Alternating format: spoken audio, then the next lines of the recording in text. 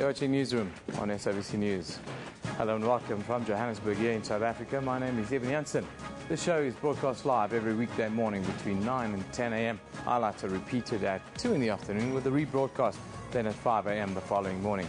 We're also streaming live on YouTube between 9 and 10 every day, with the entire show available on our YouTube channel all of the time. That means you can watch it anywhere in the world at any time.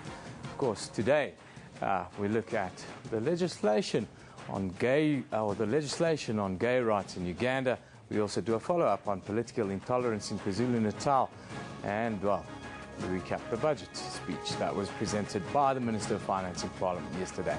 But first, here are the news headlines.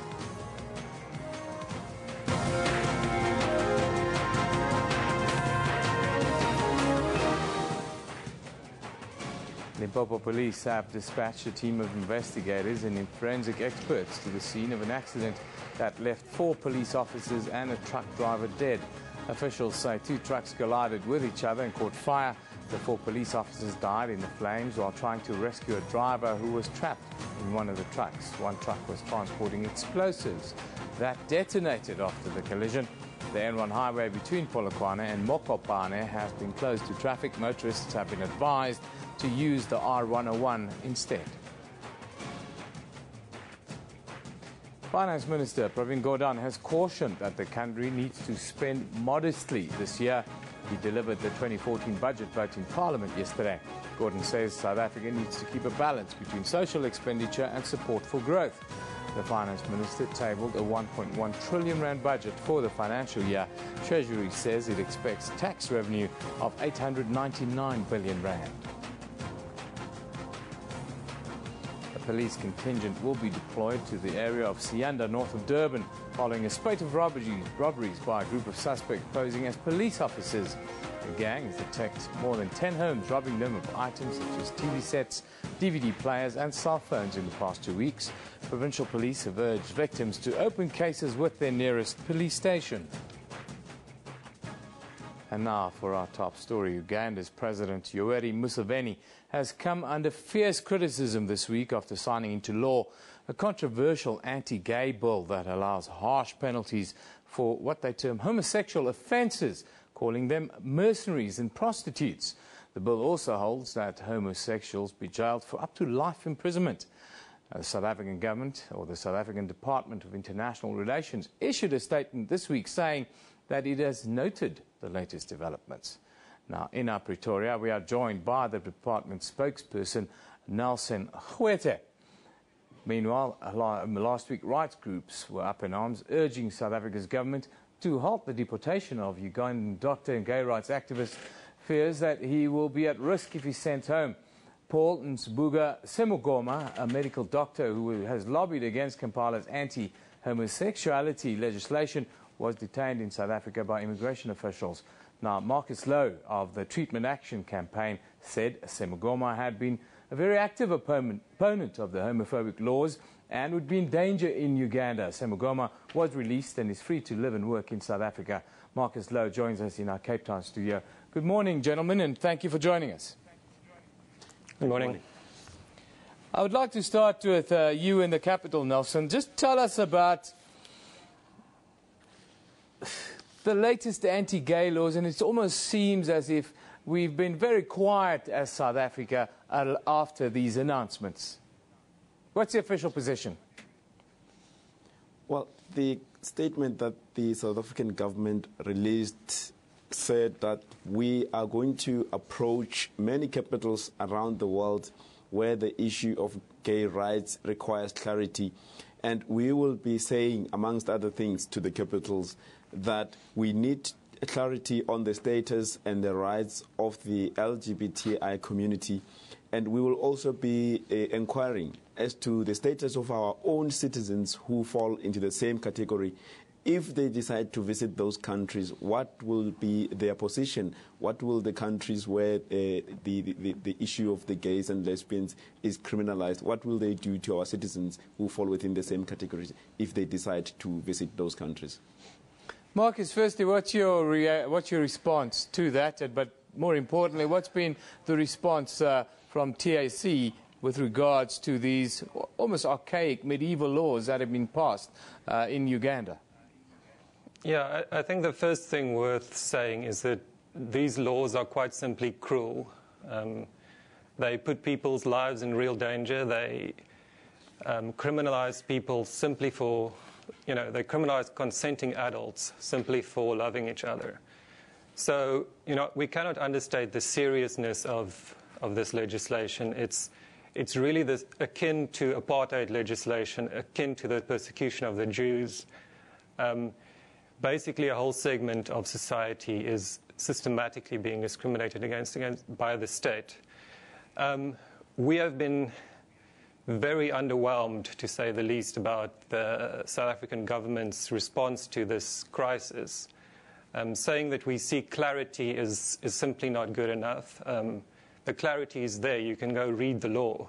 I don't know how much more clarity we need. Yeah. And I think given our own struggle history, our history of laws that discriminate against a class of our society, Yeah. We should be taking a much stronger position, especially because we're another African country. It's one thing if the United States or Norway or Sweden criticizes Uganda, but it will be a very much stronger criticism if that comes from South Africa. So the lack of criticism shows a very disappointing lack of moral stature from our leadership.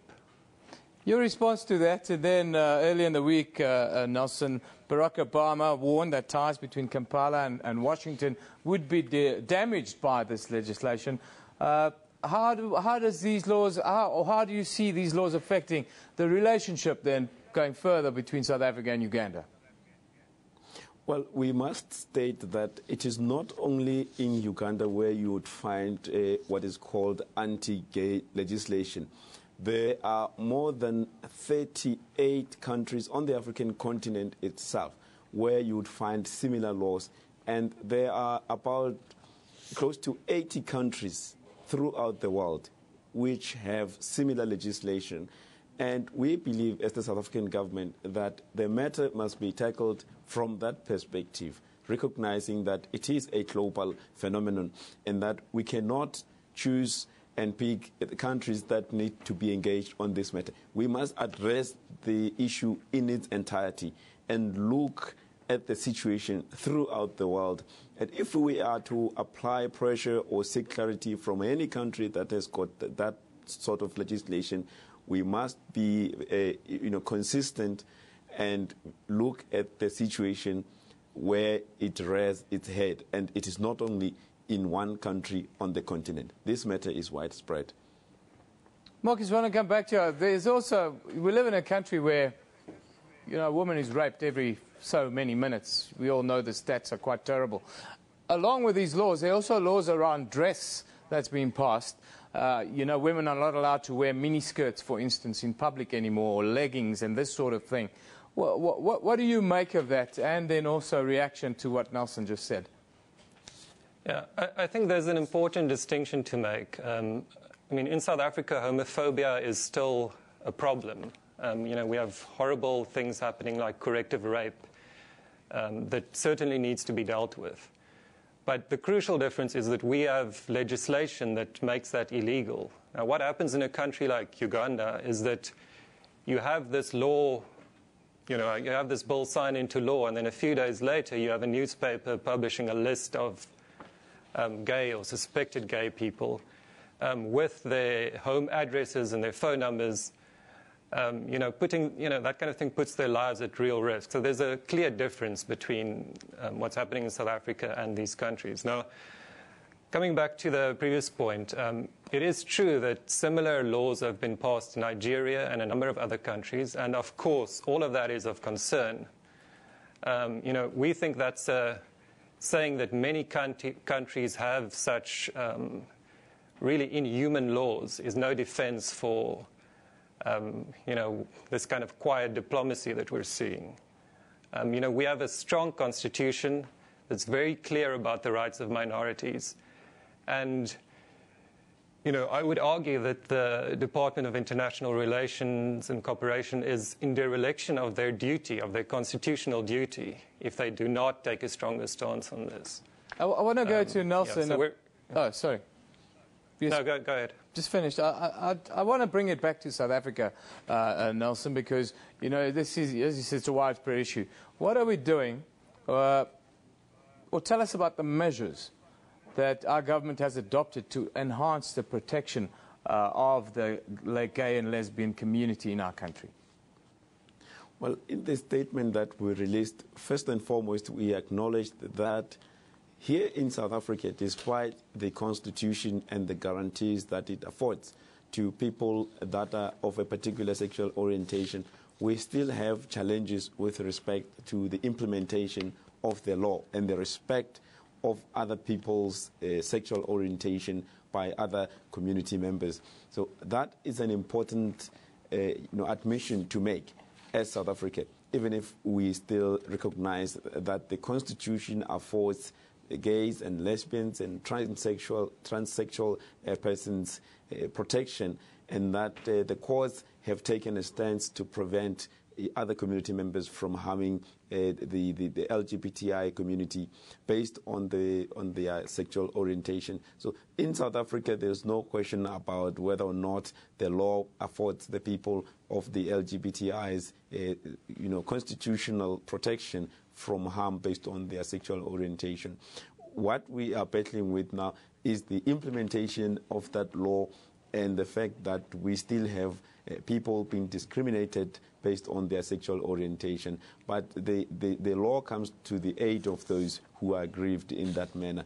And that is a matter that is ongoing, and there's no question about the commitment of the government to protecting people from all sexual orientations based on the fact that the Constitution is very clear on this matter. Yeah.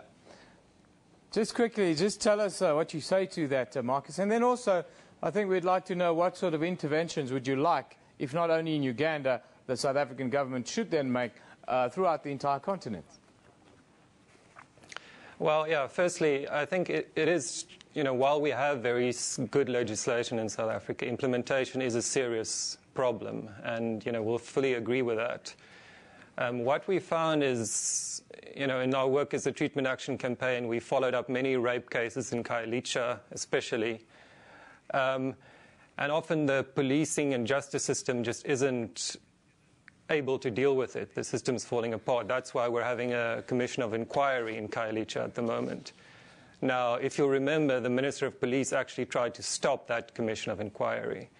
So, that brings into question their actual commitment to fixing the implementation problems on the ground. Because a lot of this, some of it is cultural, and we have to fight the culture of homophobia. But the much more urgent issue that we can do more about is the implementation of the law, prosecuting rapists, prosecuting people who commit so-called corrective rape and this kind of thing. As to what South Africa should do, I think it's quite clear. We should name and shame countries like Uganda and Nigeria. Our government should make strong public statements that put pressure on these other countries. And we should clearly state that being homosexual is not Western or African or anything like that. It's universal. We have homosexual people in all cultures, and that's just a scientific fact. So we should be clear about this, and we should use our influence in the African Union. As I say, we can't keep going on with this kind of quiet diplomacy. We have to take a stance. And given our struggle history, given what we know about what it's like when the law systematically discriminates against a group of people, it's completely unacceptable for the government to take such a weak position. Thank you very much, Marcus Lowe, for joining us today. That's Marcus Lowe in Cape Town. You've got 30 seconds to give us a quick response before we have to wrap up, Nelson. Thank you.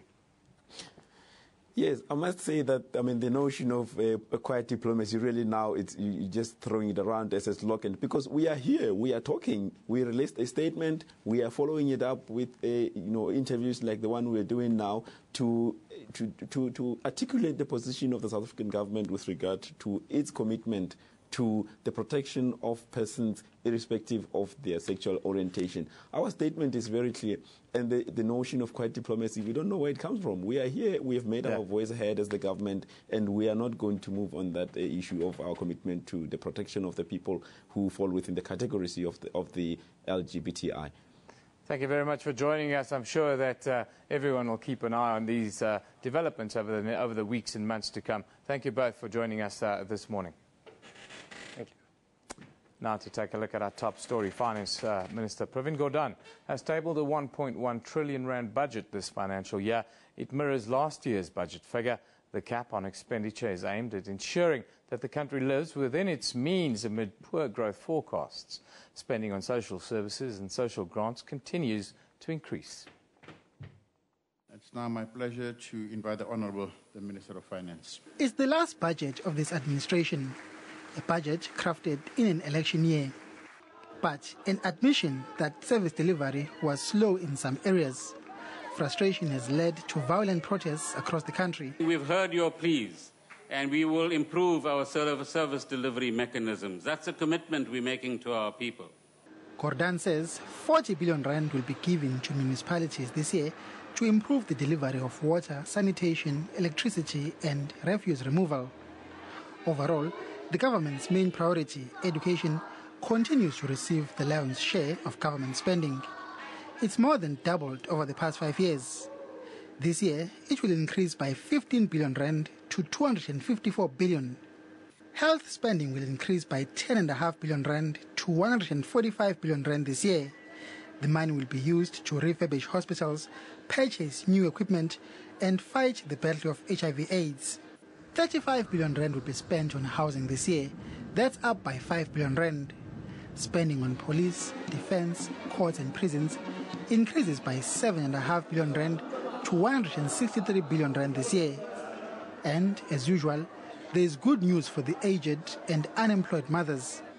Old age and disability pensions will go up by 80 rand to 1,350 rand a month from April, and the child support grants will increase to 310 rand a month in April and up again to 320 rand in October. This budget provides the resources to support our program of change.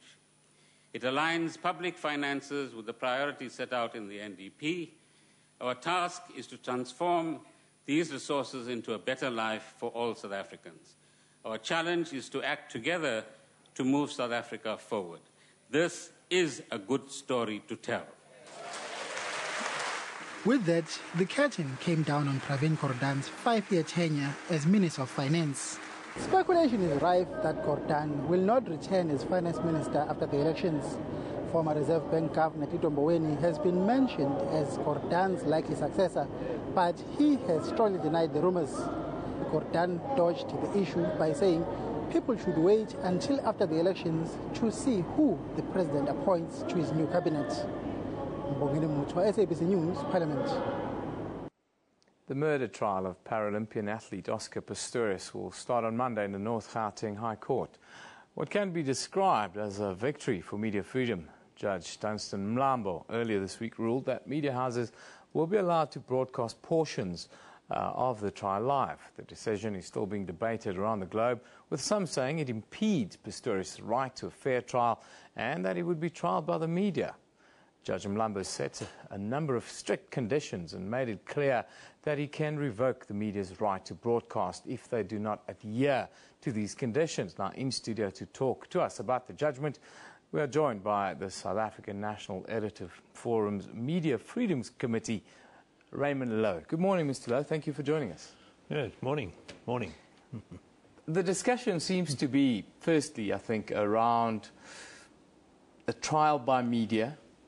And impeding on Oscar Pistorius' right to a fair trial. What is the official position from SANEF on this? Well, it's certainly not trial by media. I mean, the trial is by a judge in a court, and that's the way it will be conducted. But of course, there will be a lot of hype around the media coverage in view of the fact that it's going to be on television, and I think that radio broadcast will be of all the proceedings, whereas the television will be limited to some of the witnesses. For instance, Pistorius himself, his evidence will not be televised, nor will that of his own witnesses. Yeah.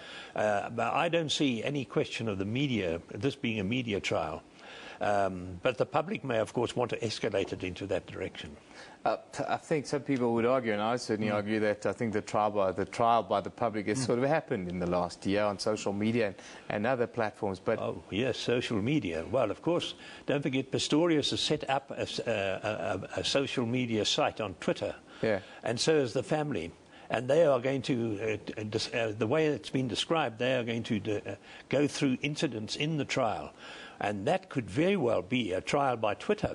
Yeah, absolutely. It's a new world we live in, I suppose. I wanted to ask you about the impact that this judgment will have on future cases that media houses and the like would like to broadcast live. Do you think we've set a precedent now? Absolutely. Well, Dario Milo, who appeared for the newspaper houses, said it was a groundbreaking decision, and of course it was. Up to now, what we have had is television cameras in the Constitutional Court recording the discussions of counsel and of the judgments, and in other courts as well, but mainly of the judgment. In fact, the judgment in this particular this application for broadcasting rights was televised. But that's up to now. But from now onwards, the whole process of court trials, when in fact involving high-profile public figures, or where there's an enormous amount of public interest, which there is in this particular case as well, apart from being a public figure, that will of course gain shall we say, acceleration. There will be more and more broadcast requests for entry into the courtroom. And of course, the entry into the courtroom will not be as we are sitting here in the studio with cameras all around us and staff. The ruling is that the cameras will be robotic cameras placed discreetly, and they will not be the overwhelming sort of the presence that I've referred to. I wanted to ask you about the decision itself. You think it's a good decision? Does SANEF think it's a good decision? And what do you think this would mean for collaboration between media houses in the future? Well, there has to be collaboration here because certain aspects, all the aspects have to be made available to all the press and all the broadcasters who apply for it. So there's collaboration there. But it's really what it amounts to is the fact that the judiciary is caught up with technology. Technology in the form of broadcast and television has been with us for 60, 70 years, but it's always been excluded from the courts. And of course, the courts are a major factor in social life. And so that now they've allowed the cameras in. I can see that happening frequently in the future. But will it have a negative effect on Pistorius's case? Will it in fact prejudice him in his trial? I don't think so. I believe that people are acquainted now with cameras popping up all over the place and with pictures on television. And it's not like there's a jury that can be influenced. Well, of course, that's the big difference between us and overseas and Western countries, where there are juries, and juries can be influenced by what is played on television. But I don't see any of that. But there's a major factor in all this, and a major factor of principle. We have a constitution which supports freedom of, upholds freedom of expression and the maximum freedom of expression. We, as journalists, believe that there should be maximum freedom of expression and also maximum access to information. And here is access to information. Absolutely. So it's highly important that those principles are adhered to. And in fact, the judiciary, in a sense, is caught up with them. Mr. Lowe, thank you for joining us this morning. I'm sure that the world will be riveted in front of their screens from Monday morning onwards. Absolutely. Thank you. I will definitely be one of those. That is Raymond Lowe from the South African National Editors Forum, giving us a little insight into this landmark ruling that was made around the broadcasting of Oscar Pistorius' trial from Monday onwards. Let's take a quick look at what you are talking about on social media. Of course, it is the Oscar Pistorius trial, as it will be for the next couple of months, one would think. Mduduzi Dlamini says, in the interest of transparency, it's imperative Judge Mlambo, who ruled over media broadcasts of Oscar Pistorius trial, interest be declared. Well, I don't think the judge has an interest in any of the broadcasters. Anyhow, Sitelo says, Oscar Pistorius Judge Mlambo reminds us that only one court will decide Pistorius' fate, not media or a panel of experts. John Barker says Oscar Pistorius trial to be broadcast live on TV to limit media bias and dispel idea he may get off because he's rich and famous. And Mark Nell says he's of the opinion that it would be exceptionally unfair to broadcast the Pistorius trial. Doing so will only serve to feed the media frenzy.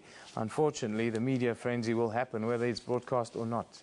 That's the reality of where we live. But in fact, it's the public frenzy. Absolutely, it is a public frenzy. That, Mr. Raymond Lowe, of course, at SABC Newsroom. That's where we live, and you can continue to give us your contributions there.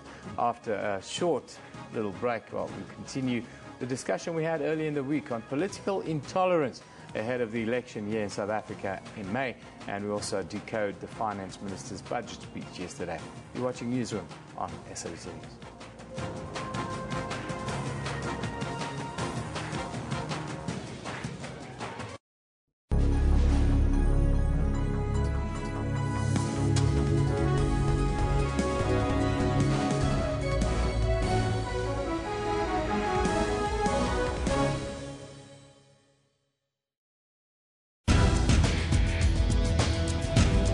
Gaming enthusiasts, including us here at Network, indulged in over 80 exhibits that included the Xbox One and Nintendo. Visitors also got to try out PlayStation 4 computer entertainment system, which was unveiled at Rage 2013. I just came here to see the Xbox One and the PS4, see which one I'd buy. If you have close to 400,000 Rand to spare, then you can buy the new UHD TV set. Samsung has launched cheaper models, but cheaper doesn't necessarily mean cheap. South Africa has just received the country's first surgical robot, but the robot isn't quite taking over from your surgeon just yet. That's Network, Sundays, 7:30 p.m. on SABC News. With so many bad incidents happening around us, we continue sourcing, unpacking and televising nation-building and compassionate stories. From the nation's pride, those who go all out, top achievers, hard workers, those dedicated to making this country a better place, and unusual friendships. Catch all these and more on SABC News.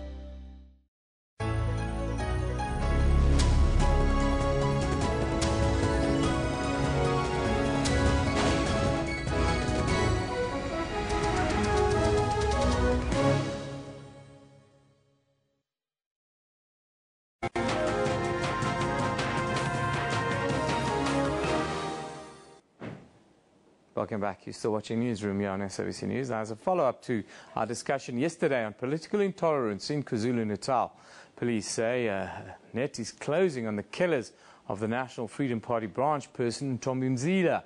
Mzila was killed at the volatile Kwamashu hostel. The next day, IFP branch chairperson, Nhlanhla Biyela, was killed while returning from Mzila's memorial service.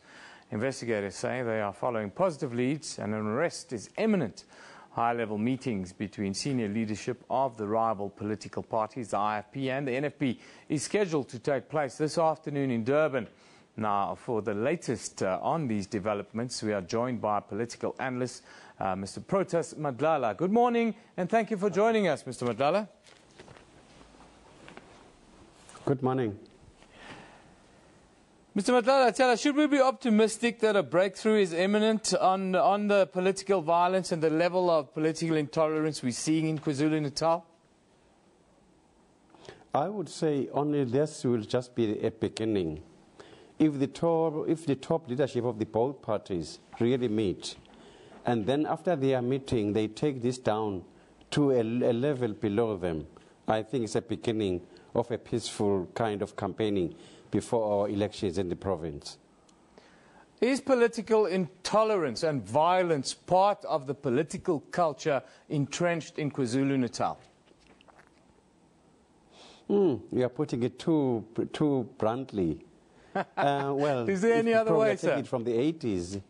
Yes, violence of the 80s started in KwaZulu-Natal, and it spread out throughout the whole country.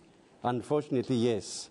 I think it has got a lot of other indirect causes to it, such as the low level of education, unemployment, poverty, and also let's not forget the living conditions in these hostels, where there is no privacy. I mean, take Balito or Horton. The neighbor in Horton, does he know what political party you belong to? But because of the lack of privacy in hostels, obviously your neighbor would know which party you vote for. So I think the living conditions, more than just that it's KwaZulu-Natal, I think the living conditions have something to do with it as well. How optimistic are you then about the meeting today between the IFP and the NFP? And these peace deals are made between leadership, but is there a sense that they say one thing in front of the cameras and they tell another thing to their supporters when they go and report back? Well, I have no doubt that the leader of the IFP and the leader of the NFP, Nkosi Mangosuthu Buthelezi and Mamu Magwaza, I don't see them as a people who can really fuel violence. I think this is just a key to a door towards a peaceful campaigning. So I can't see them really instigating their supporters to kill one another. So I think this is just a beginning. It's going to send a very strong message to their supporters to say, not in the name of our political parties. I think from this meeting, it's just a beginning. I would like to see them now going to the actual hostel itself, meeting with the people who are there, and say, we as your leaders, this is what we've agreed upon. Make sure that there is no killing on either side. Now, extra security forces will be deployed. You think this will be a solution to the problem of political killings? It depends what sort of extra security deployment is going to take place. I don't think the SAPS are the ones that I think are more appropriate. I think what you need there is the military. Not just the military standing outside the hostels, but raiding the hostels, setting up roadblocks, searching up for illegal arms. I think that will go a long way to curtail this kind of violence. I want to ask you about previous peace deals and accords that have been signed and failed. Are the leaders, you say the leaders have to go and talk to the supporters, are they really in control of these supporters? Is there a semblance that the leadership of both parties cannot control their supporters on the ground? Well, which political leader is actually in control of what is happening at their branch level? I don't think we should ask for too much from these leaders. I think, as I've said earlier on, I think one step of going there to the hostels. By the way, it's not just Kwamashu, even Escort, the Midlands of KwaZulu-Natal. Going there jointly, for that matter, not just alone, jointly, and calling a rally of both the NFP and the IFP, and say, we, as your leaders, we condemn this kind of killing and intolerance. I think it goes a long way. And if you have evidence of some of our members who are showing intolerance, please report them. We will expel them. Expulsion, again, will go a long way to take out this form of violence. Thank you for joining us today, Mr. Protest Madlala, who is a political analyst, giving us a little insight into political intolerance or really targeted political killings that continues to go on in KwaZulu-Natal. And with a May 7 election date still a couple of months away, it seems that if a peace deal that's in the offing today, if it's not signed and if they don't stick to it, we might see a lot more political killings happening in the, weeks and months to come. Let's take another quick look about what you're talking about on social media. Of course, Logan Lynn, how long do we just sit around and watch genocide roll out in Nigeria, Russia, Uganda, and everywhere? LGBTQ people are being tortured and killed. Nobody should be discriminated against or punished for who they are or whom they love. Sad day for Uganda and the world, says Susan Rice. Mongezi Lupindo says, can the South African government stop hiding behind neutral diplomacy and take a flipping stance on the evil Uganda anti-gay law? He seems to be very much up in arms there, Mongezi. Soleto says, you can try and regulate people's public actions, but you can never regulate their hearts. Uganda, you fail. Keep it coming. We love your interactions at SABC Newsroom. That's where we live. sabc.co.za/news for all the updates all of the time. Well, after the break, while we look at the 150th anniversary of the town of Bethlehem, and I promise you we will still take a look at what happened with the budget speech yesterday. This is Newsroom on SABC News.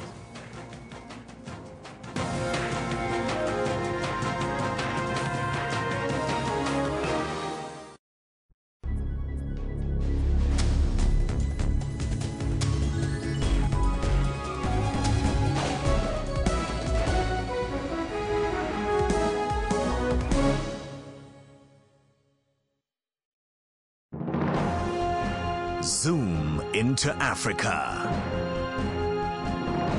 This is Malawi. The president is Her Excellency Joyce Banda. Malawi got independent from the United Kingdom on 6th of July in 1964. The population is more than 15 million people. One of Malawi's major languages is English. Monetary unit Malawi Kwacha.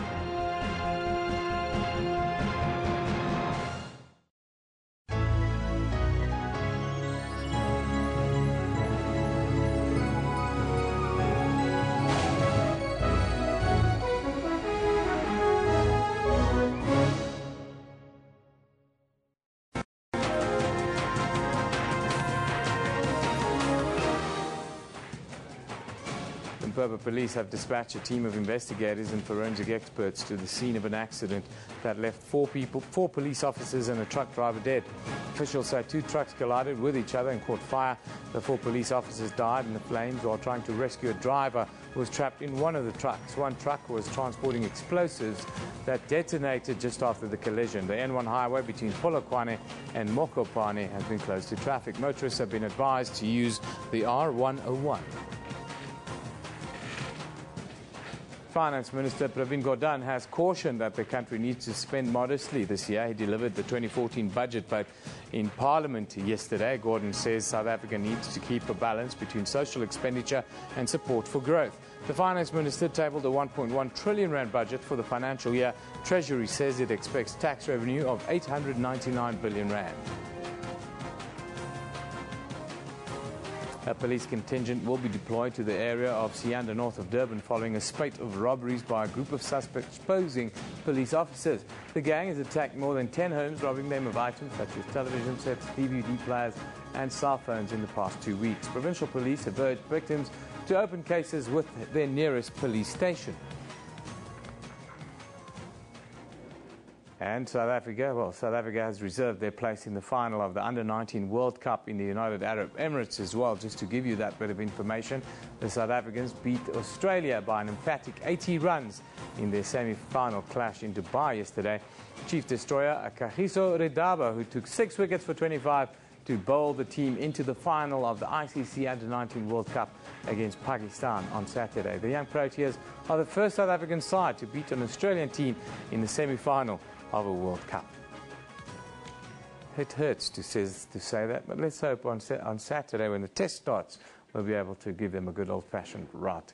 As expected, reaction was mixed after Finance Minister Pravin Gordhan delivered his 5th budget speech in Parliament yesterday. You'll pay more for your sins, as you do every year, but in studio, or not in studio, in Cape Town, to decode yesterday's budget speech is Martin Ackerman, who is a portfolio manager and investment strategist at Citadel Wealth Management. Good morning, and thank you for joining us, Mr. Ackerman. Good morning, Eben. Mr. Ackerman, just give us your reaction to the budget speech by the Minister in Parliament yesterday. Yes, Eben, I think that all the credit goes to the Minister for delivering a very prudent and balanced budget speech yesterday. You know, it's been a very challenging environment. You had to do three things. It's doing the budget with a very challenging economy in the background, also giving some hope in an election year, and also keeping the international community and the credit agencies happy. So it's three difficult challenges, and we actually were able to do that and balance the budget and put something on the table that we can actually work with. So I do think, you know, it is prudent, it is realistic, it's well aware of the situation we're in at this moment, but it's giving us some hope in terms of targets that we can work towards. So that, I think, generally it's a good budget, probably more on the positive side than anything else. How did the markets and the rand respond to the speech today? Yeah, I think that, you know, the fact that there's been no significant surprise whatsoever. You know, they downgraded slightly the growth assumptions compared to October 2013, and that's expected, you know, given the fact that since October to date, we've seen the Fed starting with the tapering in the US, we've seen the currency depreciating quite a bit. We had our first interest rate hike. So we're in a challenging growth environment, so you would expect them to actually do that. It was good to see that despite the fact that they're reducing their assumption on growth, they were still able to actually get the deficit, the budget deficit, below 3% in the next 3 years. And that is strong evidence that they will stick to cutting back on expenditure and making sure that they don't overspend. So, you know, from that point of view, the fact that it's not a big surprise, the market didn't overreact whatsoever. The JSE ended positively yesterday. We've seen a very small move in bond yields because the budget is not really showing any significant pressure in terms of government need to go out and borrow more. And, you know, the rand ended here, so no significant pressure in terms of markets. And that's indication that the market expected exactly what came out of the budget. Looking at the medium and the longer term, the Minister spoke about 5% growth annually that we need. How do we get there? Are we looking at the likes of shale gas exploration to be the sort of magic pull over the next decade? Yeah, I do think that's one of the areas where there might be a little bit of a disconnect. If you look at the budget is, like I've mentioned, quite realistic for where we are currently. So it takes into account some of the challenges we face, not only at home, but also globally. And therefore, the growth over the next 3 years goes from 2.7 to 3.5%. So that's not close to the 5% that we referred to, and the actual number that we need over the next 5 years to actually create those 6 million jobs. So to be honest, you know, if we look at the couple of years before the Great Recession, before 2008, we struggled to create those kind of jobs, even with 5% economic growth. So that is a bit of a stretch. I think the Minister made it very clear that, you know, this is not going to be easy. Yeah. It is going to be hard work. It's going to be a lot of discipline. And it's not only the government, but also the government working very closely with the private sector. So it is something that we can achieve. But it's not going to be easy. So if you ask me, I do think, you know, that 5% is a significant stretch. Even some of the growth numbers that's on the table for the next 3 years is quite a stretch given the current circumstances in the local economy. But at least we're moving towards that in terms of the direction. And what's very important at this point in time is fiscal consolidation and the fact that they stick to the message that they sent out in October, that they will cut back on expenditure and they won't overspend going forward, which is quite tough message in an election year. Yeah. And to actually stick to that and make that part of the budget. Thank you very much for joining us today. That is Martin Ackerman, who's Portfolio Manager and Investment Strategist at Citadel Wealth Management. He joined us live from Cape Town. Now, the town of Free State, the Free State town of Bethlehem turns 150 years old this year, and the town plans to celebrate in grand style. It was founded in 1864 and is nestled in the Maluti Mountains. From its humble beginnings to rapid growth, the town has developed into a bustling administration centre and now a popular tourist destination. In our Bloemfontein studio, we are joined by Dr. Clem Harrington, the MMC of Local Economic Development in the Ditlabeng local municipality. Good morning, sir, and thank you for joining us. Good morning, Eben. Good morning to the viewers, and thank you for having us. I understand that you'll be kicking off celebrations today, and it will be massive. That's quite correct. We're kicking off tonight with an interfaith church service, and from there on up to next Friday, it's all party in Bethlehem. Just tell us a little bit about how the rest of the celebrations are going to proceed and what's on the menu. Tomorrow night we've got a gala dinner in Bethlehem with invited guests. On Saturday we're going to the mall, our newly built mall, and we're going to have an outdoor for the whole day there. Everything, vintage cars, games, fun, everything that you can think of. And at 6 o'clock, some people are breaking away to have a gig in Botlekong, where they will be watching Free State Stars playing and hopefully beating Pirates at soccer club. On Sunday, we're going down to the Solplaatjie Dam. It's well known for the bus accident that took place in 2003, and then we're going to have fun on the water for the whole day. Yeah. Then on the 6th, that's next Thursday, the Honourable Mayor Tsotani Mofokeng will unveil a monument, and then we will again have an interfaith service. And on next Friday, we're going to have a tour through Bethlehem, Botlekong and Barken Park. I think the tour will, the parade will be about 700 meters long. And then for the next year, we're going to have, it's a full year with lots of things. On the 8th, next Saturday, we'll have one of the biggest car shows in the Free State. We'll also have a saddle horse competition in Bethlehem next weekend. And then we're going for one of the biggest air shows, come around from the 1st to the 4th of May in Bethlehem as well. It's similar to the Oshkosh event in America. And finally, tell us quickly about the fact that the town has become such a popular tourist destination now. Why is that? I think we're working very hard. We engage and people from the University of the Free State to assist us with this. I think the venue, where are we residing, the whole surroundings with all the small towns that are all tourist destination, bring a lot to the party. Well, all the best with the celebrations today, and we hope that you know, people come to the town and have a very good time there. Thank you. Thank you very much, and thanks for having us. Of course, that is Dr. Clem Harrington, the MMC for Local Economic Development at the Tetlabeng local municipality. The town of Bethlehem celebrates its 150th anniversary, and I can tell you that celebrations are kicking off today. So if you're in that area, don't be afraid to go and visit. There's going to be a lot of different and interesting stuff going on there. Time for us, well, finally, time for us to hook up with our online team, digital media team, digital news team. No, isn't that right, Michael? That's correct, Evan. That's Michael Salzwedel and Tsepo Tiole, who's with us. Guys, interesting week behind us. Michael, what are the big points? Yeah, obviously the top story this week is the budget. Obviously it's on everyone's minds. Everyone's talking about it. Happening yesterday. We had a special report, running on our website. If you missed it or would like to catch highlights, you can catch videos on our YouTube channel as well. We've got views from the public, we've got photo gallery, we've got a transcript of the speech and so on. So visit our website, sabc.co.za/news for more on the budget. Then just interesting to compare some of the figures that came out of the budget speech to the Facebook WhatsApp deal last week, $19 billion, equating to around 210 billion rand.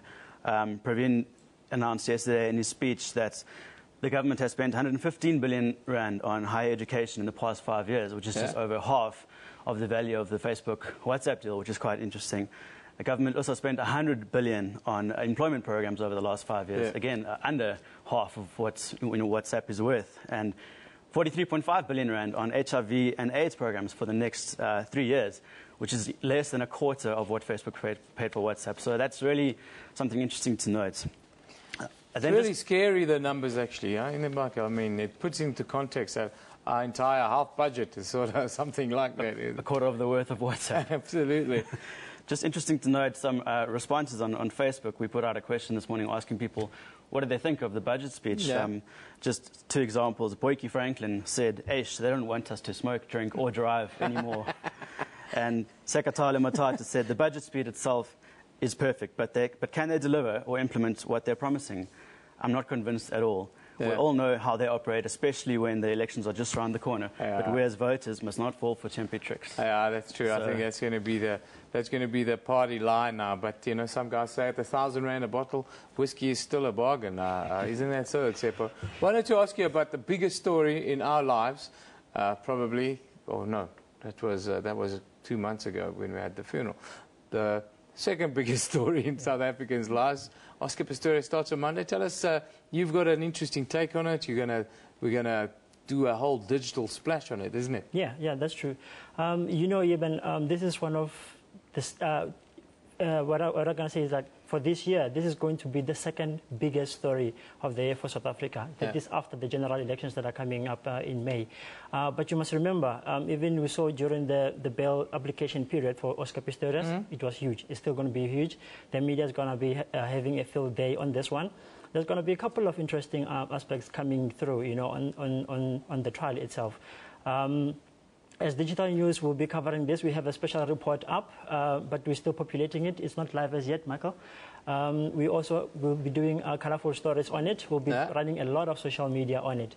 So we'll be having a representative team at the court. We'll be having people inside, and then some of us will be reporting from outside. We'll also be having, we'll be treating from the side. You know, we'll be sharing, you know, people's views. We're having experts on site who are willing to share information with us, their opinions on what's going to be happening with us. So yeah, we're ready for this, and then we're looking forward to be sharing, you know, some important aspects with regards to the trial with members of the public. So Michael, SABC News is going to be the place to be if you want to get any updates or any original content really on the Oscar Pistorius trial from next week. That's correct. We'll have extensive coverage. Chepo and the team will be there providing unique angles, and so keep an eye on our YouTube channel, on our website. Yeah. We always do. You know, you guys do a fantastic job. But thank you for joining us today, Michael Salzvedel and Tsepo Tsiole, telling us about what's happening in the world of social media the last couple of days, and also what you can expect next week. It should be very interesting. Of course, we'll let you know on Monday morning how we're going to go for the rest of the week. But that's where we're going to wrap it today. Thanks for joining us. The show is broadcast live every weekday morning between 9 and 10 a.m. Highlights are repeated at 2 in the afternoon with the rebroadcast then at 5 a.m. the following morning. We're also streaming live on YouTube between 9 and 10 a.m. every day, with the entire show available on our YouTube channel all of the time. And that means you can watch it anywhere in the world at any time at your leisure. This is SABC News. You've been watching Newsroom, where we love it in the morning.